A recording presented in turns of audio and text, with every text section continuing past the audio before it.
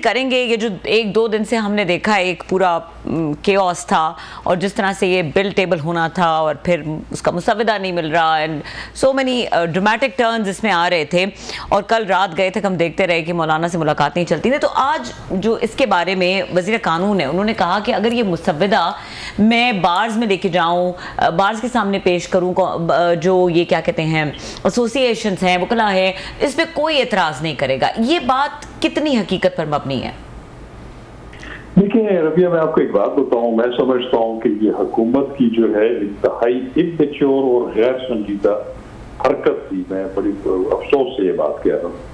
देखिए कि आप इतनी बड़ी तरामीम करने जा रहे हैं आइन में, जिसमें आप जो अदलिया के हवाले से आइन की पूरी हैयत तब्दील कर रहे हैं, और उसको आपने मुसव्वदे को इतना खुफिया रखा हुआ है कि आप उसको पास करवाना चाह रहे हैं। आपके पास पार्लियामेंट में 2/3 अक्सरियत नहीं है।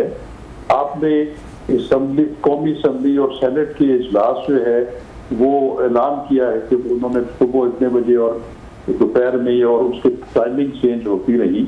तो ये क्या मतलब ये इमेच्योरिटी थी कि आप आईनी तरमीम जो है वो आपने मुसव्वदा छुपा के रखा हुआ है, उसको डिस्क्लोज नहीं कर रहे, उसको आपने अपने इत्तेहादियों से जो है वो शेयर नहीं किया। अपोजिशन को तो चले आप छोड़ दें। तो उसके बाद फिर जो आना जाना रहा मौलाना फजल रहमान के घर, कि एक वक्त जो है वो हुकूमती अरकान का जा रहा है, बिलावल साहब जा रहे हैं और उसमें PMLN की लीडरशिप जा रही है, बाहर PTI वाले खड़े हैं, वो फौरन जाते हैं और मौलाना फजल रहमान साहब बड़े खुशगवार एक चेहरे पे मुस्कुराहट और हंसी लेकर तमाम से गले मिल रहे हैं।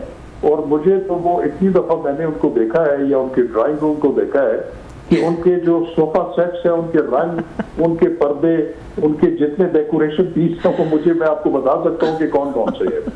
तो ये आपने इस पूरी कौम को 2 दिन किस अजियत और किस सस्पेंस में रखा आपने, जब आपकी होमवर्क ही नहीं था, आपकी तैयारी नहीं थी, आपको खुद मुसव्वदे का पता नहीं था।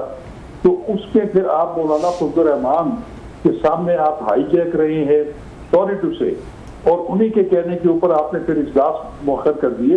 तो आपने ये क्या मतलब हरकत की है कि आपके पास अददी तादाद भी नहीं है, आप इजलास जो है अनाउंस कर चुके हैं, लेकिन आप विच हंटिंग में शुरू हो गए हैं कि हम अब अददी तादाद जो है वो पूरी करें।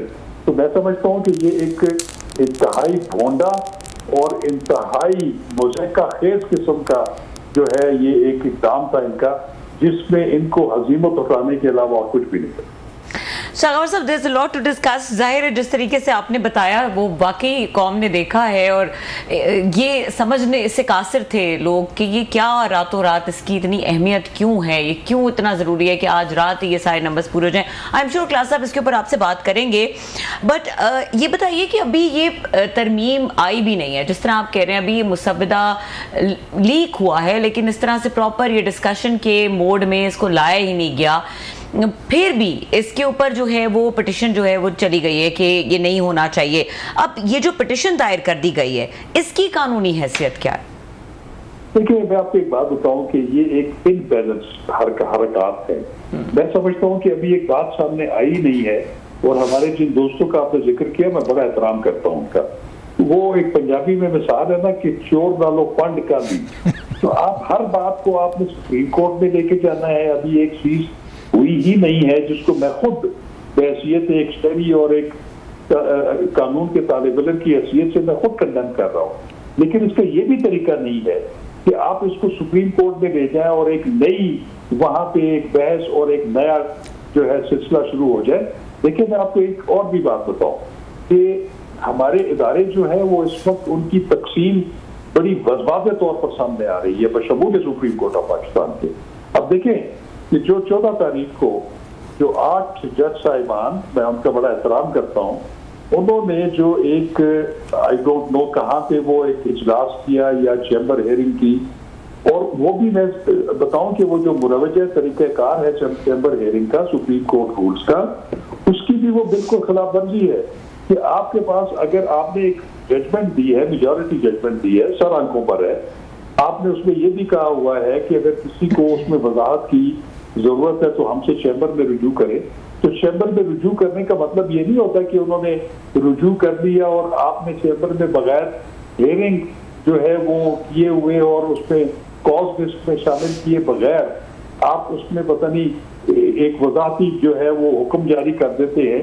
और उसके भी जो ज्यादा मेरे लिए अफसोसनाक बात यह है कि आज हम देखा है कि उसी दिन जो डिप्टी रजिस्ट्रार है सुप्रीम कोर्ट का, वो कहता है कि हमें मीडिया से पता चला कि कोई जो है 8 जो जज साहिबान हैं वो कहीं पे इकट्ठे हुए हैं और उन्होंने चैम्बर हेयरिंग की है, उन्होंने फैसला किया है और 8 बजे रात तक उन्हें कोई इंटीमेशन नहीं थी और उन्होंने ये रिपोर्ट रजिस्ट्रार को दी है।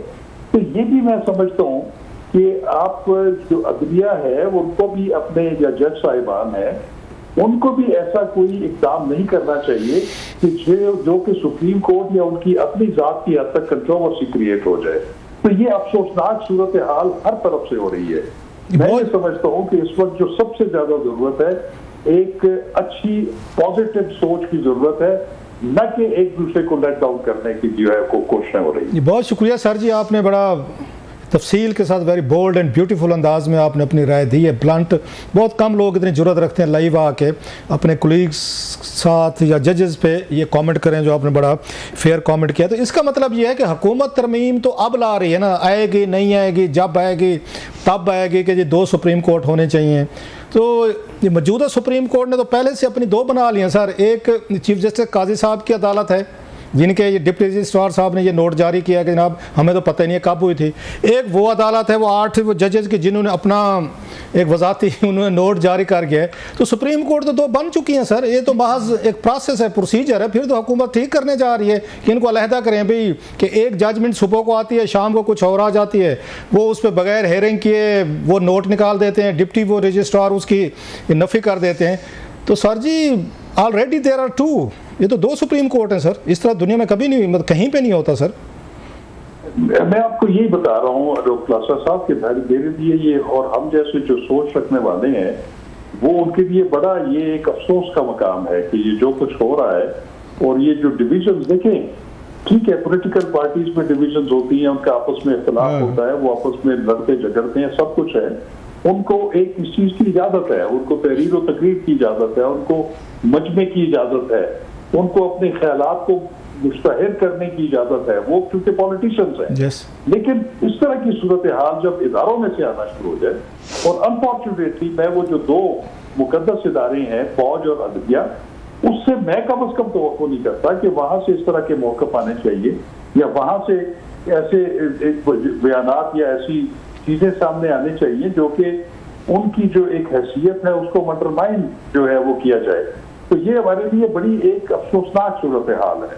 तो अब मैं ये भी आपको कहूँगा कि ये अपने मैं मुअज़्ज़ज़ कॉलीग्स को जो मेरे दोस्त हैं जो आईनी पिटिशंस करते हैं, वो कुछ जो वोट जो है वो सुप्रीम कोर्ट पे इतना भी ना डालें कि वो उनकी एक हैसियत जो ऑलरेडी मुतनाज़ हुई है वो और मुतनाज़ हो जाए। अच्छा सर, बड़ा अहम बात किया आपने। तो ये जो तजवीज़ आ रही है ये बड़ी पुरानी तजवीज़ है सर। आई रिमेंबर दैट के COD में भी थी, लंदन में भी थी। मुझे याद है बेनज़ीर भुट्टो साहब, नवाज शरीफ साहब उस वक्त कर रहे थे, जब इफ्तिखार चौधरी साहब ज़्यादा सुओ मोटो ले रहे थे, उस वक्त भी ये बात हो रही थी कि जनाब लोगों के केसेस हैं, अदालतें सारा दिन इसी चक्कर में बैठी रहते हैं, सियासी केसेस हैं, सियासी मुकदमे हैं, कभी नवाज शरीफ जा रहे हैं, कभी इमरान खान साहब, कभी गिलानी साहब, जरदारी साहब, सारा दिन ये चांद माड़ी लगी रहती है और लोगों को अपने जेन्युइन केसेस हैं सुप्रीम कोर्ट में बताया जा रहा है 50-60,000 केसेस आर पेंडिंग। तो आप इसकी हिमायत करते हैं कि 2 सुप्रीम कोर्ट होनी चाहिए, एक ऐनी कॉन्स्टिट्यूशन खेल खेले सारा दिन, टीवी पे टिकर चलें और यहाँ पे ये फटे चलें कि ये सियासी ये फाइल हो गई, फलान हो गई किसी, और दूसरी जो है लोगों को केसेस देखे। आप इसके ये हक में हैं सर? देखिए रब साहब, मैं आपको एक बात बताऊं, ये जो आईनी तरामीम होती है ये कोई बिल्कुल मजाक या बच्चों वाला खेल नहीं होता सर। देखिए जो वैसे इन्होंने बना दिया है, इस मुल्क में बन चुकी है, वैसे इन्होंने बना दिया है, इसको बना दिया गया है। मैं आपको बताऊं अनफॉर्चुनेटली, देखिए एक मैं बड़ा अप्रिशिएट करता हूँ कि जो एक आईनी तरमीमी कमेटी बनी थी जो 2010 में बनी थी सेनेटर रजा रब्बानी की सरबराही में, उसमें तमाम पोलिटिकल पार्टीज की जो है वो नुमाइंदगी थी और उन्होंने वो जो मुख्तलिफ डिक्टेटर्स ने जो आइन का बेड़ा गर्क कर दिया था उसको दोबारा बहाल करने के लिए जो 18वीं तरमीम की गई थी, वो मैं समझता हूँ कि वो एक बड़ा कमेंडेबल इक़दाम था। उसमें भी कुछ तरानीम ऐसी हुई थी जो मैं समझता हूँ कि वो नहीं होनी चाहिए थी, लेकिन आप अगर उसका प्रोसेस देखें तो वो कोई 8-10 महीने वो कमेटी जो है वो बैठती रही, उसके मुख्तलिफ इजलास हुए, फिर उन्होंने मुतफ़िका तौर पर जो 18वीं आईनी तरमीम थी उसको फिर पास किया और वो आइन को तकरीबन उसकी असल शक्ल में लेके आ गए, जिसमें बहुत सारी इंटरजेक्शंस की थी इन्होंने, डिक्टेटर्स ने। तो मैं ये समझता हूँ कि बहुत सारी चीजों में बेहतरी की जरूरत है। अदलिया के अंदर उनके जजेस की तैनाती, चीफ जस्टिस के जो तैनाती है, उनमें भी बिल्कुल मैं समझता हूँ कि बेहतरी की और तरमीम की जरूरत है, लेकिन उसके लिए आप एक कंसेंसस डेवलप करें। ऐसा ना करें कि आप एक पूरा मुसवदा तैयार कर लें, उसको मुश्तहर भी ना करें और अपने इत्तेहादियों से भी शेयर ना करें,